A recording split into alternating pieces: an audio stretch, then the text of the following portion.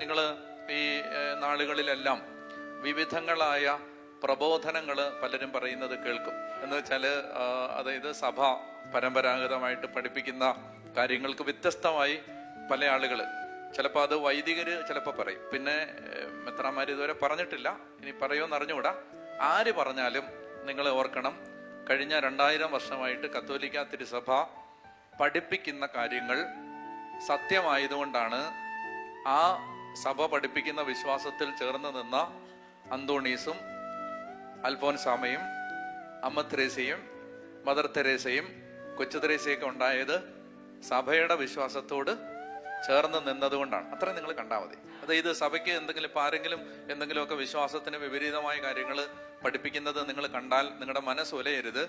നിങ്ങൾ അപ്പം തന്നെ ഓർത്തോണം, ഈ വിശ്വാസത്തിൽ നിലനിന്നാണ് ഒരു അമ്മ തെരേസ ഉണ്ടായത്, ഒരു മദർ തെരേസ ഉണ്ടായത്, ഒരു കുരിശിന്റെ യോഹന്നാൻ ഉണ്ടായത്, ഒരു ഫ്രാൻസിസ് അസീസി ഉണ്ടായത്.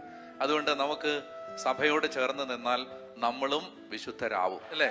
പിന്നെ എന്തെങ്കിലുമൊക്കെ ആരുടെയും ഭാഗത്ത് നിന്ന് എന്തെങ്കിലും ഇടർച്ചയോ എന്തെങ്കിലും സ്കാൻഡലോ ആരെങ്കിലും ഇപ്പോൾ അങ്ങനെയൊക്കെ എന്തെങ്കിലും ഉണ്ടായാൽ നിങ്ങൾ പെട്ടെന്ന് മനസ്സിൽ കാണേണ്ടത് വീണുപോകുന്ന ഒരു 100 പേരെ അല്ല നിങ്ങൾ കാണേണ്ടത്, മറിച്ച് വീണുപോകാത്ത 1000 പേരെയാണ് നിങ്ങൾ കാണേണ്ടത്. അതായത് അവിടെ ഇവിടെ എന്തെങ്കിലും ആരെങ്കിലും പറഞ്ഞെന്നോ ആരെങ്കിലും എന്തെങ്കിലുമൊക്കെ ഇങ്ങനെ പറഞ്ഞെന്നോ ഒക്കെ വിചാരിച്ച് സഭ ഇല്ലാതാവുന്നില്ല, അല്ലേ? എത്രയോ പേര് വീരോചിതമായി വിശ്വാസം ജീവിക്കുന്നവര് ഉണ്ട്. അപ്പൊ അതുകൊണ്ട് നമ്മൾ ഈ നാളുകളിലൊക്കെ പ്രത്യേകിച്ച് ഒത്തിരി ദിവ്യകാരുണ്യമായിട്ട് ബന്ധപ്പെട്ടൊക്കെ നല്ല ഒത്തിരി പേര്, ലക്ഷക്കണക്കിന് ആളുകൾ ഈ 40 ദിവസം പ്രാർത്ഥിച്ചുകൊണ്ടൊക്കെ ഇരിക്കുമ്പോൾ വിപരീത സ്വരങ്ങൾ പിശാച് കൊണ്ടുവരും. അതൊക്കെ ഞാൻ പ്രതീക്ഷിച്ചാണ് ഞാൻ മുന്നോട്ട് പോകുന്നത്.